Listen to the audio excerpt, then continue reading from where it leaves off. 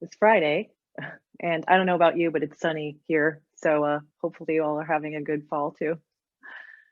I'm in LA, and that's why it's sunny for sure. But I'm going to send you some sun along with some information about food and how it affects leadership. I'm going to share my screen here so that you have a little something to keep yourself entertained while I'm talking. And this is just a little bit about me.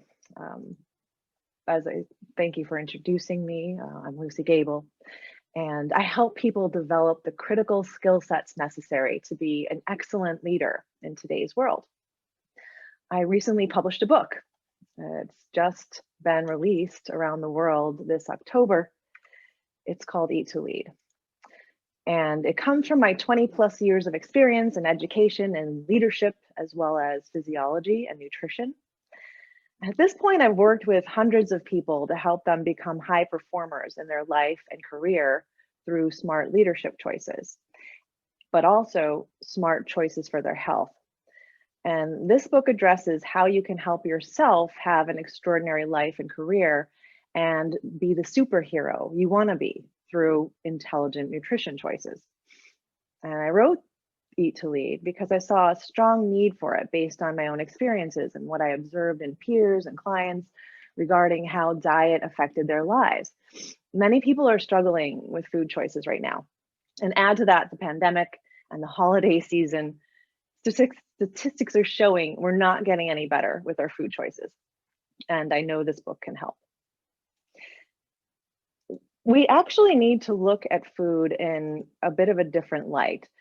There's so much about diet in the media, and it's either dieting or indulging. But we need to see food as a tool for our optimal performance. Both leadership and nutrition have been having big breakthroughs in the recent years, and our knowledge in both areas is evolving faster now than ever before. And in the book, I include best practices as we know them today for both leadership and eating healthy. And I debunk many of the common myths of today, and I help the reader have a strong foundational knowledge about how food works for the body and the mind. But let's get down to answering the question that might have been on your mind when you heard the title, Eat to Lead. How does food affect leadership? Now, if this wasn't the first question that came up, I'd love to know what was, so I can address that in future talks. But for now, how does food affect leadership? Well, as you might imagine, it affects leadership in many ways. And I'm going to highlight the top 6 most prevalent areas where leadership is affected by food that I also detail in the book. Let's see if you can guess what the 6 are as we're going along. The first one is energy. That may have been your first guess. When I say energy, I mean physical energy, yes, but I also mean brain power, decision-making abilities, willpower, patience, problem solving. Leaders do all of these all the time, and it requires a lot of energy. Think of it this way. Our brains use 20% of the calories we burn. And that's a lot. If you think of the size of our brain compared to our body, our head is about 8 to 10 pounds, and compare that to your body weight. Your brain is a little bit smaller than your head.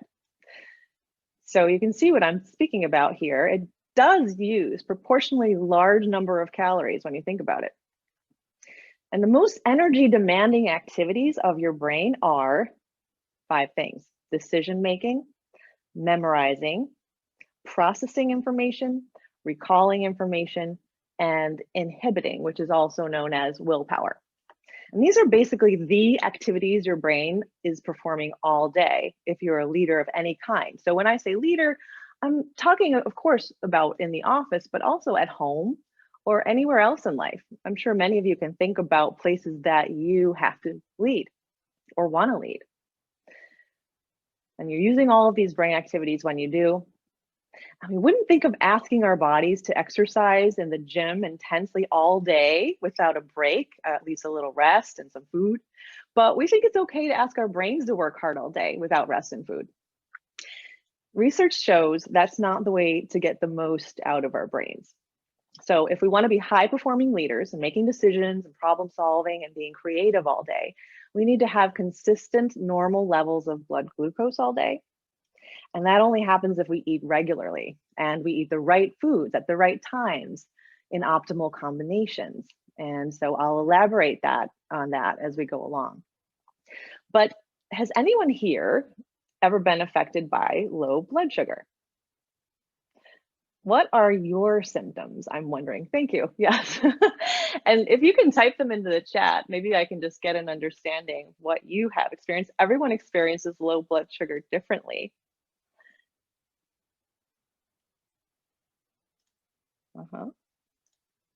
Cranky, hangry. Okay. And so lightheaded can happen, sleepy can happen. You can't think as well. You have less patience. You can get sad easier. You can get mad easier. Which leads me to the next major area leadership is affected by food, and that's mood. It's been proven that people want to follow leaders who are positive and keep conversations positive, stay focused on the future, and they stay focused on problem solving and moving ahead. And that takes skill and usually energy, right? And that needs to be provided by food. Energy being willpower, for example, when someone's speaking and kind of going down the wrong path and you want to lead them over here, it takes mental energy, like we just talked about. So food affects mood and ability to be positive in other ways as well. We know that eating a wide variety of plants has been associated with a reduced risk of depression and anxiety. And that's related to the fact that plant fiber feeds our gut microbiome and keeps it healthy. Hat tip 2 late. And it's estimated that 95% of the body's serotonin is contained in specialized cells in the guts. As you probably know, serotonin is a hormone associated with our ability to relax and be happy. And the cells I'm speaking of are influenced by what we eat, as well as our brain and gut microbes. So if our gut is happy, we are happy. And in addition, when we eat the wrong foods, they can cause brain fog and energy dips and fatigue and bloat and uncomfortability, which can put us in a less than positive mood, right? And it takes away from our ability to be at our best when others need us to be. So the next major area of leadership that's affected by food is sleep. Sleep scientists will tell you that during sleep, our brains are downloading and sorting information, linking and cross-linking memories, and putting them into long-term storage. Also, human growth hormone is most active during sleep, helping our body and brain to build and repair. And as you probably know, human growth hormone is known as the youth hormone. So leaders need good sleep to regenerate the body and the brain and be ready to handle long and challenging days. And when we're not getting enough sleep, it's been proven to bring on significant side effects. And the macronutrient that affects our sleep the most is carbohydrate. And I'll explain more about that in the next segment. But when we don't get enough carbs, we can have trouble sleeping. We've all heard about tryptophan for relaxation, but carbs play an even bigger role in how well and how long we sleep, whether or not we can relax, because carbs influence serotonin and dopamine. And as you might imagine, when we eat our meals and the quality, when we eat our meals and the quality of foods in our meals also affects our sleep. And so the next leadership area affected by food is stress. So when we're not getting enough carbohydrates, the body will think it's starving. While high-fat diets want you to think that's a good thing, it's actually not. Very low-carb diets cause a cascade of negative effects, which include increased levels of cortisol, high levels of which are detrimental long-term. And a constant state of stress reduces our ability to sleep. It reduces our ability to build bone and muscle and have a sex drive. It lowers fertility and throws off female ovulation. It reduces our ability to lose weight, keep our hair. Memories are harder to retain, and it's harder to think and make good decisions. And we have less patience with people when we don't get enough sleep and we're highly stressed. So in addition, when you go for long periods without enough carbs, you risk having decreased thyroid levels and slow metabolism, lower testosterone, reduced ability to build and keep muscle, and a compromised immune system. So we leaders need to eat carbs, and we need to eat the right kind of carbs and at the right times to maintain our hormone balance and keep stress down and sleep well. Food also protects our brain if we're eating the right kind. Antioxidants from plants protect our brain from deterioration. And one of the many little tidbits of information in the book that I really enjoy is about lutein and zeaxanthin. These antioxidants have been an exciting part of anti-aging news, at least for me. Studies have found that older individuals with more of these phytochemicals in their brains have better memory and language and learning abilities. And these are also phytochemicals that are known for protecting against macular degeneration. We found that the amount in our eyes is correlated to the amount in our brains, which I thought was really cool. So this is very specific, but on a more general note, you can imagine how all antioxidants protect the blood vessels and the cells of the brain. Contrary to popular fads, high-fat diets have not been shown to be protective for the brain. In fact, there's evidence that diets highest in saturated fats double the risk of developing Alzheimer's disease. And low-quality diets are associated with a lower volume of gray matter in the brain, which is involved in thinking and remembering. When our brain needs fat, it needs the kind of fat we don't make ourselves, essentially fatty acids, mainly omega-3s at this point. And we also know the best way to get these is not from supplements, but from real fish. And finally, number 6, food affects our physical attributes, physical strength and power, and the way we look, right? It's obvious, but let's face it, this is the nature of humanity. If we look strong and we stand tall, people will see us as strong and more youthful and more powerful. A combination of protein and carbs and fats in the right way will help us to keep our muscles and our bone mass, which is what creates a youthful, strong appearance. Equally important, it'll enable us to continue being that superhero that we strive to be, moving quickly and easily and powerfully through life. So these are some of the things that I talk about in the book. And I wrote it so readers would have the details and also know how to use them. I was determined not to create another circumstance where you say, I know what to do, but I'm just not doing it. And after 20 years of coaching people in health and studying and being in leadership positions, I'm familiar with what motivates people to action. And there's never a one-size-fits-all approach to solving problems or changing a diet. I teach leadership techniques that research shows the best leaders use to motivate teams to reach big goals. And the same techniques are applicable for motivating ourselves and reaching our own goals and creating lifestyle changes that stick. And so I share these in the book so you can use them to your advantage. And I also provide a whole lot of flexibility regarding how you can use the information so you can create a diet that fits your lifestyle and your schedule and suits your food preferences as well as your unique physical needs. So if this intrigues you and you want to get the book, you can visit eat2lead.com and get one there. And you can also download and read the first segment as a sample, which I have up there for free. And when you get the book, make sure you sign up for the bonuses because they provide another level of interaction and support and some beautiful pictures and ideas for meals that don't require time-consuming recipes, basically ways that you can put healthy food together so it looks and tastes excellent. And if you want to give the book as a gift, the bonuses are transferable, so you'd be giving not just a book, but a unique experience. And of course, right here, you see how you can contact me, and you can see more about the book on the website.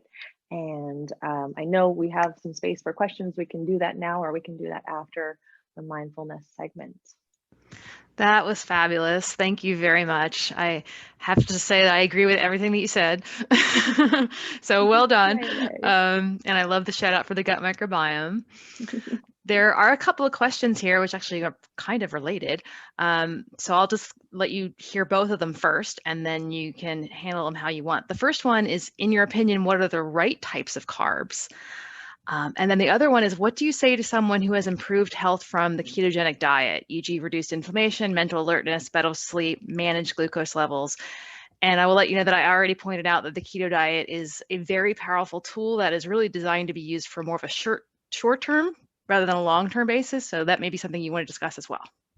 Yeah, sure. The right types of carbs, I mean, just to do a broad umbrella brushstroke of this, plants, so fruit, vegetables, whole grains. And when I say whole grains, I don't mean whole grain bread. I mean, sure, you can eat whole grain bread, but I mean actual grains that you hold in your hand and you cook in a pot.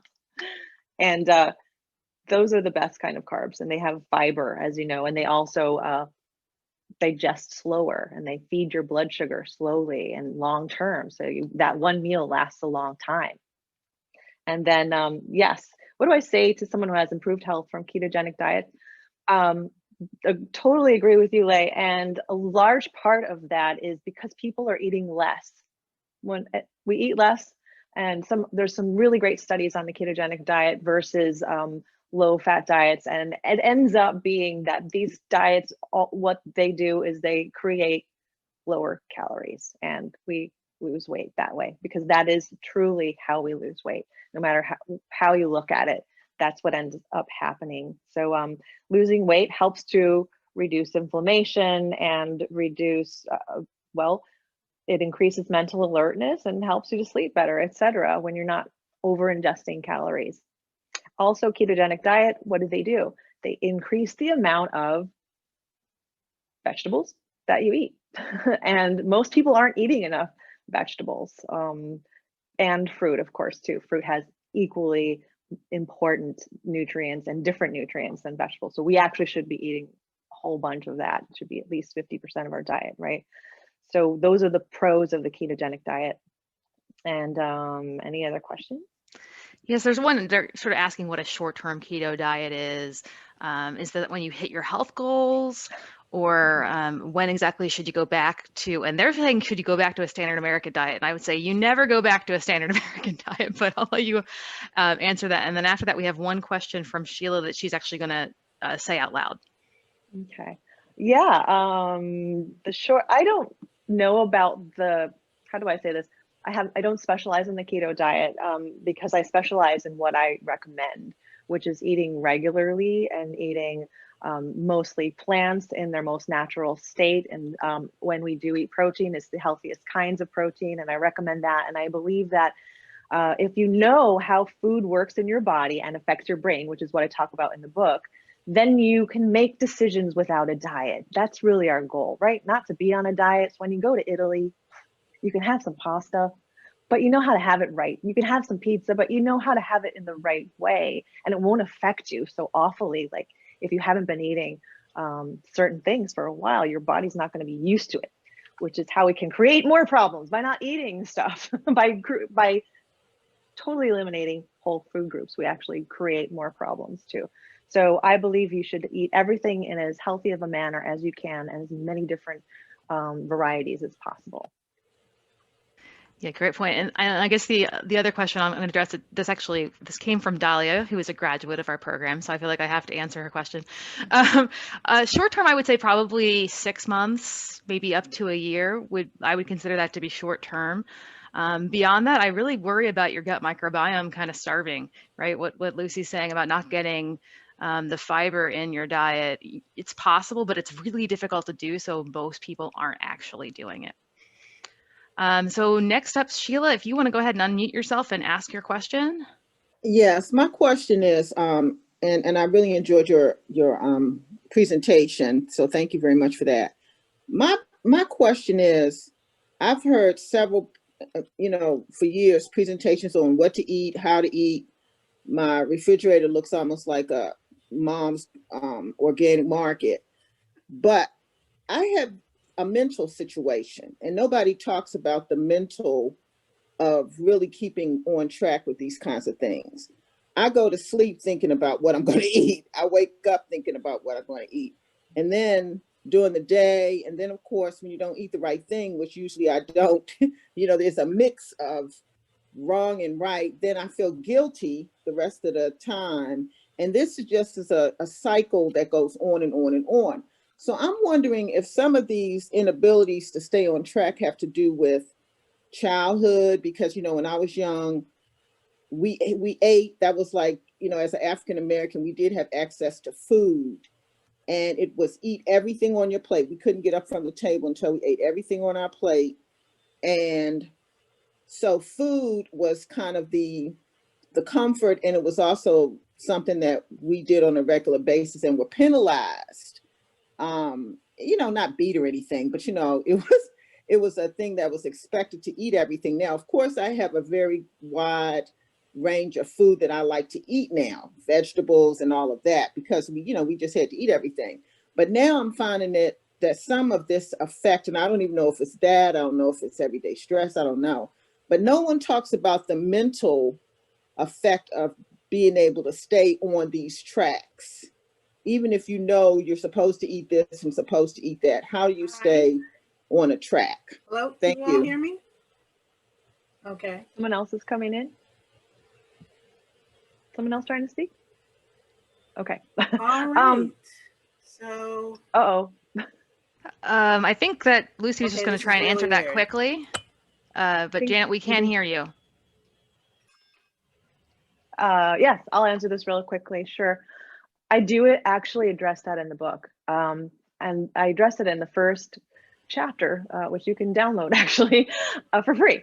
And I talk about the fact that that making decisions about food takes energy, as you were just describing.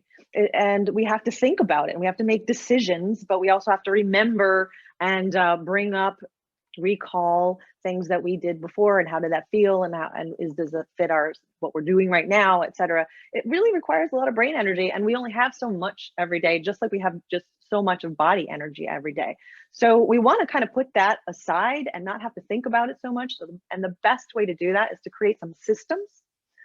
So this is where the business part comes in and the leadership part comes in. The more systems we have in place to do the things that we need to do on a daily basis, the less we have to worry about that stuff, and the more we can put our brain energy into other more important things in life, big decisions and big projects, big moves that we want to make.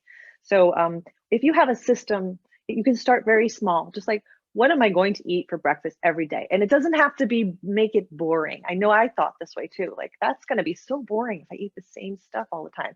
But you can make teeny weeny changes. Like, instead of apple on your oatmeal, how about blueberries? Or how about today bananas? It actually changes the whole taste if you just make one change. And the same with dinners and lunches, basically the same stuff, one small change. And you can still feel like you're satisfied and being entertained with your food, and even indulging when you have those amazing fresh fruits and vegetables. It can be a real party in your mouth. So that's my one suggestion to you, is maybe start creating a few systems, and it could possibly take your stress down a lot. That was a great question. I'm really glad you brought that up. I think we need to move on to the mind-body practice at this point. There are a couple other questions, so if we have time at the end, we can address them. Sounds great. Before we move to that, I have one update that I think a lot of our listeners would love. So in the early pandemic, there was a big question about pets. And those of you who have pets have probably been sort of wondering, is that a problem? Meaning, can the pets pick up COVID and then transmit it to us? Well, it turned out there's been a definitive study that's been published 2 weeks ago that I just read a couple of days ago. It turns out that, yes, both dogs and cats get infected. They actually get infected very commonly. There's a pretty high proportion of pets in the houses with patients who had COVID become positive. The good news, dogs don't have any symptoms whatsoever, and cats have very mild symptoms, and they do not transmit back. This is a pretty accurate study. I looked at it myself. They've done pretty significant cohort of animals. And even though they pass the virus between themselves, so if you have multiple cats at home, for example, they can even all get slightly infected, but they don't seem to have any severe illness whatsoever, and they're not really a danger to humans. It's not really clear why they don't pass virus back to us, but be it as a good news, I thought that I would lighten our mood altogether, since it has not been very easy. So with that, I first would like make sure everybody's muted so we don't get any interruptions during, and find your place, maybe lying your back straight up, sitting comfortably. You can lay down if you're uncomfortable sitting. That's perfectly fine. Or if you're on a recliner, feel free to recline to a comfortable position. And we're going to do two practices today. One is a counted breath, and the other one is more of a visual imagery or guided imagery with some centering. So we're going to start with first, we're going to find our own breaths, settle them in so that the chest rising and falling slowly and deeply.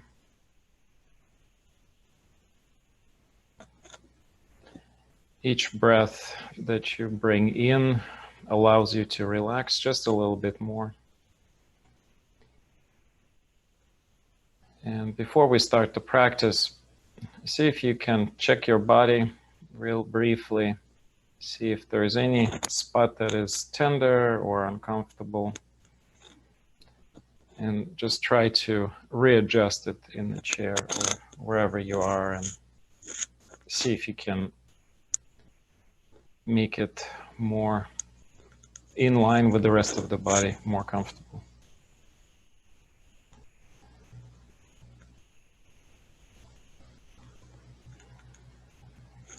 Once you're settled in and breath flows freely and you're ready to move on, what we're going to start is we're going to start an internal count. So we're going to first start with inhaling on count of 3. So it's going to look like this. Inhale, 2, 3. We're going to hold for count of 6. And then again, we're going to exhale it for count of 3. So it's 3, 6, 3. So inhale, 3, hold for 6, and then exhale for 3. If it's difficult, one easier way to do it is you simply inhale and exhale for count of 3. So go ahead and start doing this slowly and get accustomed to this type of breath.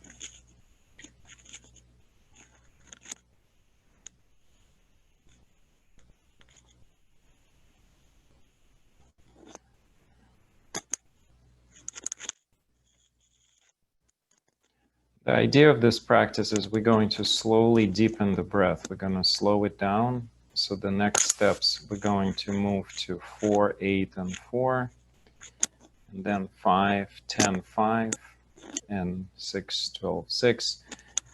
And the speed or the length of breath is up to you. So you can gradually proceed to get to any length of the breath as long as your holding is twice the length of exhale and inhale, and that you're not struggling for air.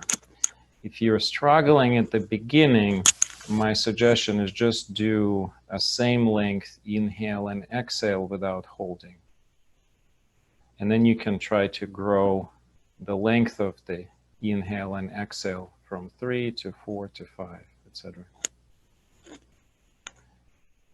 So we're going to do this in the silence for probably about 5 minutes total.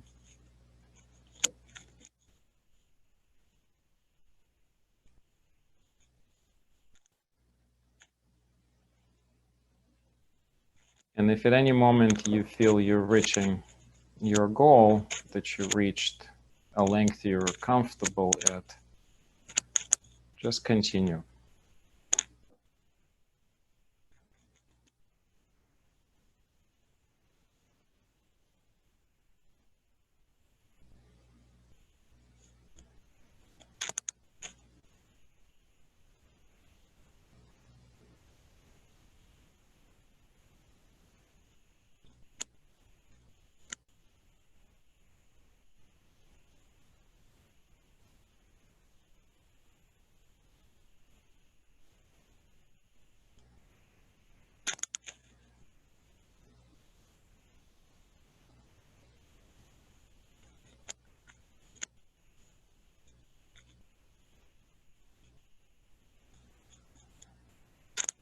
You can also try to just experiment with skipping the holding altogether, even if it's easy for you to hold.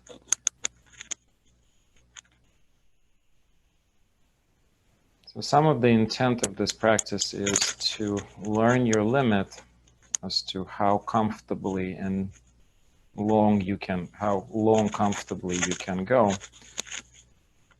but also to allow our system to come into a more of a parasympathetic tone. There are several similar practices that do somewhat of a different count. This is just one of the few.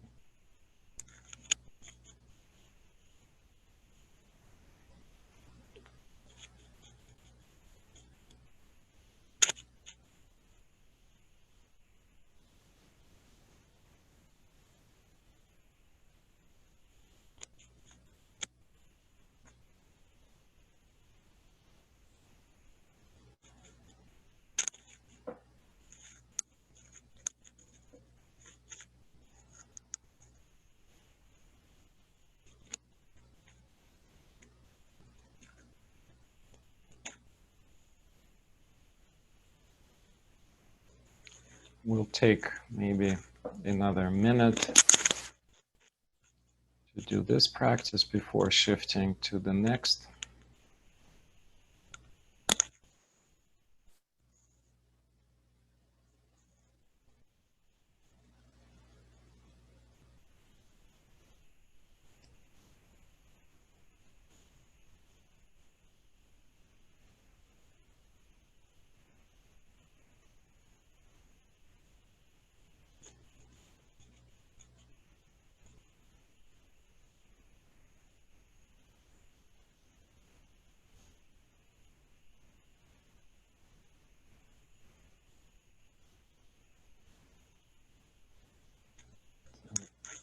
Slowly disengage from this breathing and stop with the counts and just stay aware of your breath without holding, just a deep continuous inhalation and exhalations.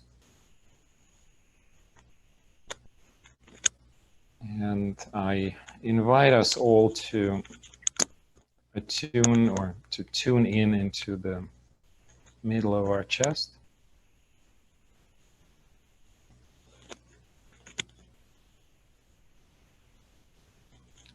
And see if you can sense your pulse, your heart beating. If you can't do it, that's fine. Just place your awareness in the middle of the chest.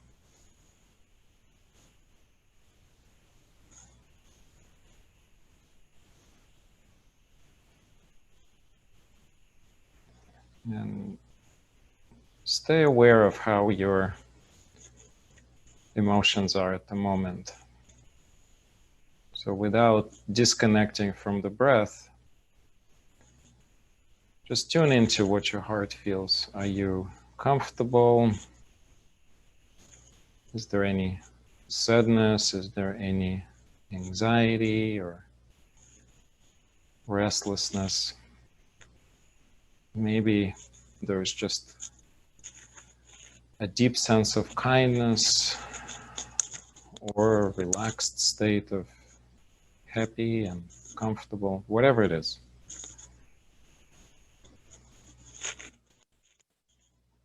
The goal is just to become aware of the emotional state while we're in a deep, steady, controlled breath.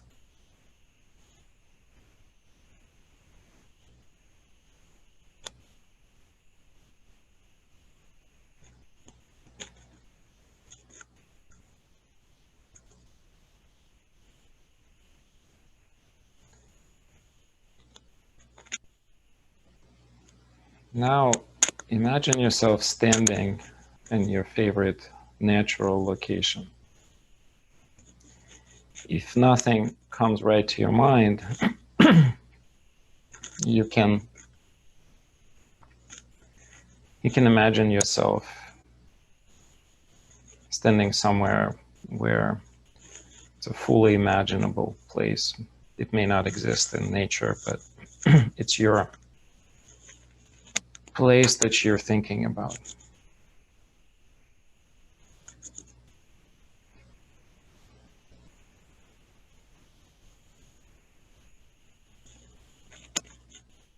So sense the ground you're standing on, and imagine how you're getting connected to the earth deeper and deeper. Your legs getting heavier. You can feel the earth under your feet. You can feel that you're actually connected like a tree with its roots going all the way into the earth.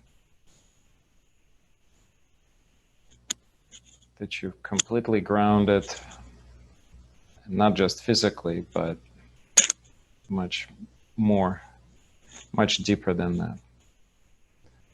That your emotional state is grounded, and that your energy is grounded, that your awareness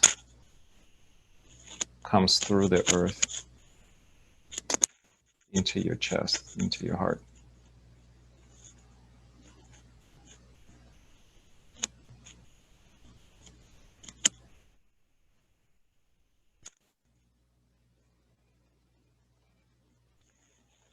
Without disengaging from the earth, take in all the environment that's around you.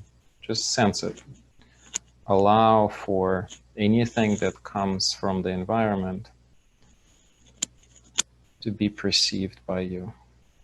It could be a smells, vision, objects moving, maybe animals, a light, trees, body of water, whatever it comes to your vision, hearing, smell, or skin sensation. Or beyond that, a deeper level of awareness of what's around you.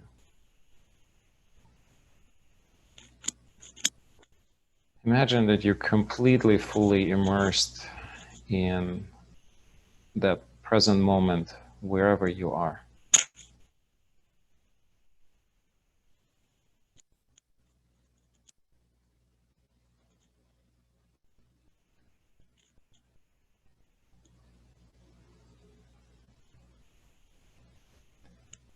And now with the next breath in, allow the exchange of information between you and surrounding to go straight through your heart, through your chest. So when you inhale, you're going to inhale into your heart, bringing the awareness of the place around you into your chest.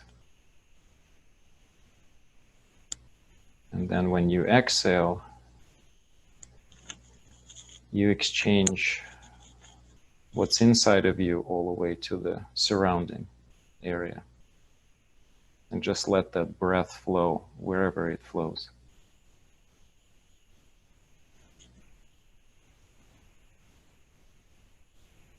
You can sense the environment. You can sense your heart. And then when you take a next breath in, fill your heart with not just positive feeling, but with a very deep, meaningful emotion that uplifts you. For somebody, it may be a thought of a kindness to another being. For someone, it may just be a state of a very deep appreciation for how one's life is or how this moment is. Or maybe it's easier for you to bring awareness of someone you love, another being that you could just position right in front of you and be fully present to this being.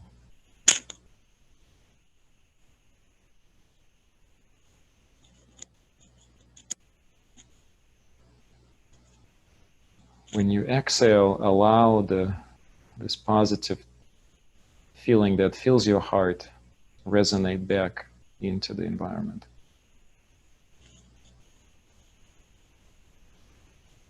You're creating this exchange of inhaling this positive affirmation and then exhaling and back, completing the never-ending cycle of us being fully present to the environment around us and filling us with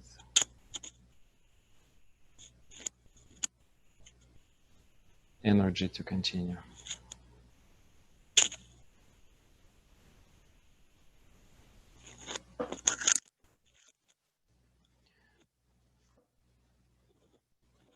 This is a place where I'm going to read a poem by Rumi. That's his way of imagining greater. When it's cold and raining, you are more beautiful, and the snow brings me even closer to your lips.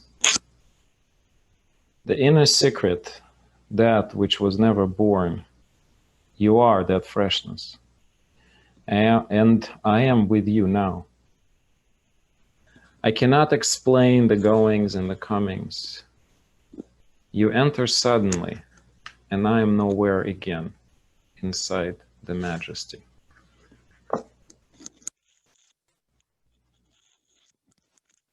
He's talking about this awareness of greater that is part of all of us constantly. And when you become fully aware of it, our troubled state can completely dissolve and merge into a greater state of awareness that's much more balanced and steady.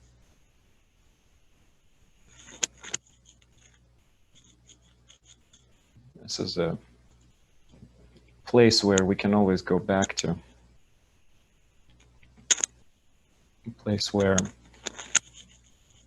we can let go of our worries and griefs and troubles for a time being.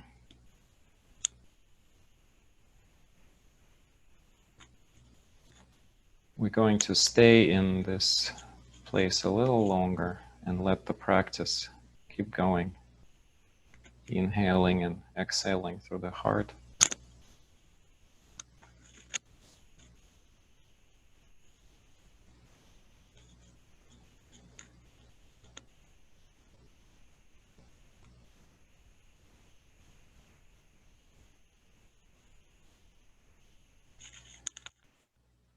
So now, without disconnecting from earth, make your feet be a little bit lighter. If you grounded so much that your feet grew into the earth, let them come up on the surface. You may want to wiggle your toes and move your feet just a little bit. And what we're going to do is we're going to just make a step forward. We're going to step forward with the sensation that we are meeting our next moment in life, fully aware, fully present. Not shaken by our fleeting emotions, but rather in a constant awareness of greater.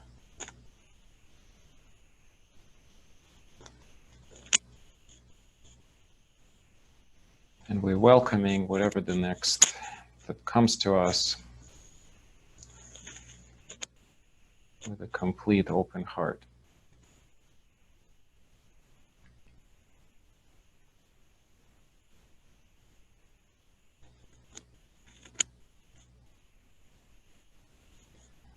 So I invite you to begin to slowly come back into the room where you are.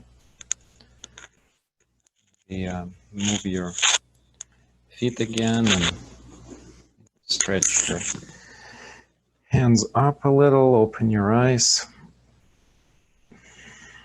Take a couple of deep breaths. Maybe roll your neck a little bit if it feels a little congested. So this is a very simple centering practice. And the first breath we did is, it's a yogic pranayama experience that's, I'm sure some of you who've done yoga probably have done. So we're a couple minutes early. I think that's okay. I wonder if there are questions. We didn't really have any COVID updates, so I figured we better finish a little bit early in case anybody have any burning questions. I was wondering what the title of the poem was that you read. It was really beautiful. It's a pretty quick poem. If I have a minute, maybe I can type it into the chat. The title is just Freshness, and it's from Rumi, and it's called The Big Red Book. Oh, okay. And translation is Coleman Barks. Misha, did you find that online, or are you getting that from a book? No, it's a book, but I'm sure that somebody have put that online. Okay, I'll try to find it online and include it in the email, everybody. All right. If you don't, just email me. I'll type it up. Which book? It's called The Big Red Book. Big Red Book. Yeah, and it looks like Big Red Book. I know there were a number of questions for Luci still, if we want to go back to those. Sure. One was on intermittent fasting, and then also a question about gluten-free carbs. Hey there. Okay, what is, let's find them. And I did find. I think they just wanted to know your perspective on intermittent fasting, and are there any gluten-free carbs that you would categorize as good carbs? Yes, okay. I'll come at the intermittent fasting from a bit of a different angle. So yes, what I actually advocate is eating on a regular basis to fuel your mind and keep your blood sugar regular. And regular eating doesn't have to be, 6 times a day, et cetera. It really is paying attention to your own body, how much you need to eat, how much you can eat and feel comfortable and energized from food, because if we eat too much food, we don't feel energized, we feel tired, right? And then on that, what are your intermissions of when you can go and how long you can go without food? And when we're eating for optimal performance, we have to watch our performance too. When does our performance start to degrade based on the fact that we're losing our energy and we need food? And I've worked with many clients on that as well. They find that they had never thought of it before, but here they are working, and they're finding that they're not thinking as well, and they're becoming more frustrated, and they're getting further less fast, churning their brain energy, burning up the fumes, and they haven't eaten. And now they kind of have that timing in mind of, oh, right about now is when I start going down that hill, I'll have some food. And then you prevent that, right? So this is a completely different way of looking at fasting.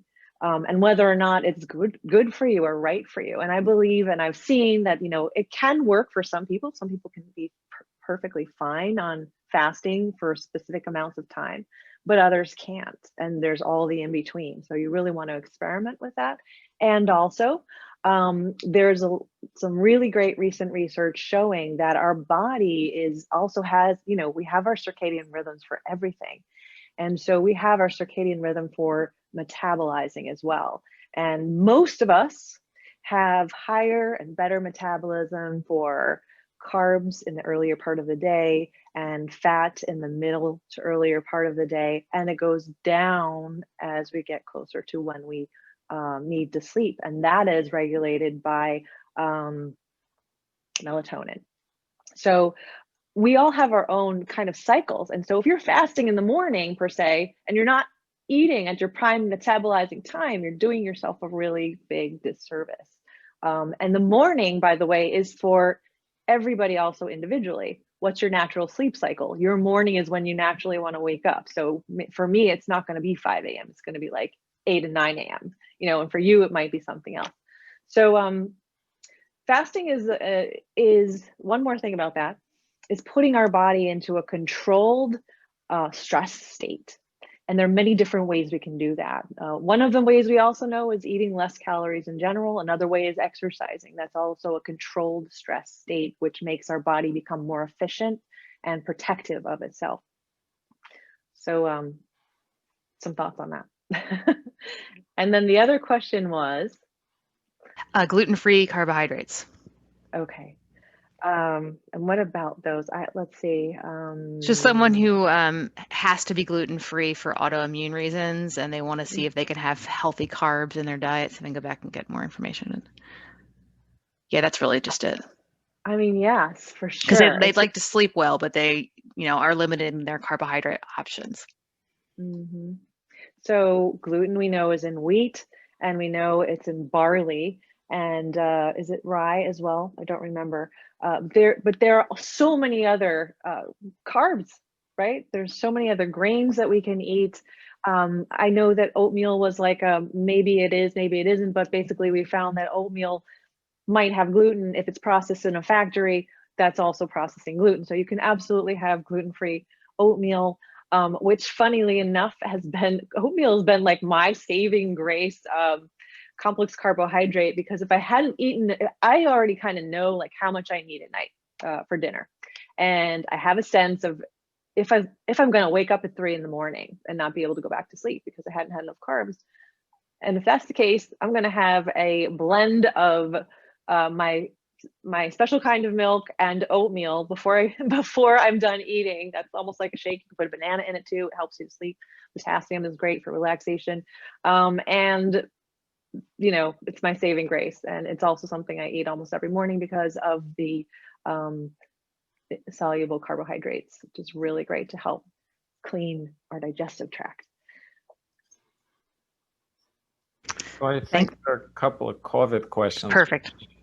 Yeah, so I think that I won't be able to answer the long-term effects because we only have a couple of minutes. So I think, Meredith, let's hold this to next time.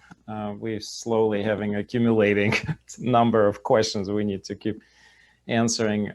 So I think that would also fit well in one of the next discussions to cover the treatment for consequences after the COVID, because as you probably heard, up to 30% of patients actually do not completely recover and continue to have symptoms even after mild, quote unquote, disease. So I think it's not only understanding the long-term effects, but also what are the methods of treating them. So I think that will be one of the future topics. But the vaccine, I do want to, it's a very pinpointed, a very important question. And thanks so much, Anne, for raising this. And the reason for that question is really important. So just yesterday, we had a grand rounds in internal medicine where this exact question came up from the chief of medicine. And the answer to this question is very difficult. And the reason it's difficult is one of the major concerns, not only of the disease, but of the vaccine is the mRNA vaccines trigger an exact state of the COVID infection, except in a mild form. However, don't know whether or not even that mild state can be associated with the long-term autoimmune conditions which are currently seen in COVID patients. So this question was raised by Chief of Medicine and very cautiously answered by a chair of the ID department, who basically said, we have no idea.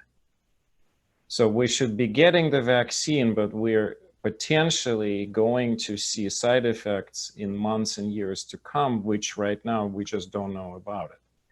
So this is a case where it's actually a very difficult call, because in reality, the same could be true for all of the vaccines, or only some of them, or none of them. And so we won't know until more data is accumulating. You know, the sort of on a positive note, most of us are not going to get vaccine in the next few months. I don't know if you heard, DC just got something in the scope of 7,000 vaccines for the whole city. So who's going to get vaccinated is probably going to be people in the nursing homes and a small handful of emergency room doctors, nurses, and people who are really, really at front line. Just even more at front line, let's say myself, who goes to hospital only once or twice a month. So, you know, in reality, we'll have to wait longer, and hopefully we'll have more information on that. So I'm gonna, unfortunately, give this very dissatisfying answer, but I wish I could give you a better answer. It's just simply not, there is no better answer. We hope that a vaccine is actually not going to cause this autoimmunity that we're seeing. We also hope that eventually we'll have an answer as to why that's happening. So why in this condition there is a propensity to sort of prolong inflammatory response even months after the virus itself seemingly gone. You know, there are other viruses that seem to do something similar, but to a lesser degree. EBV or mono is a very good example. It actually was also brought up by the same senior physicians during the meeting yesterday, is that some of the long-term side effects that we're seeing in post-COVID are very similar to other viral illnesses, including mono. So we do have some sense of how to treat those. At least we have some understanding of why that may be happening. But I think a lot more science will need to be done before we can answer this definitively. So with that, sorry, we ran out of time. I think it was productive. I didn't see if there are any other questions. There are. So I think we're gonna end at this though, and we can bring those questions. And those of you who've seen, I posted the poem in the chat, and I also emailed it to Janet, so she'll put the poem in the link.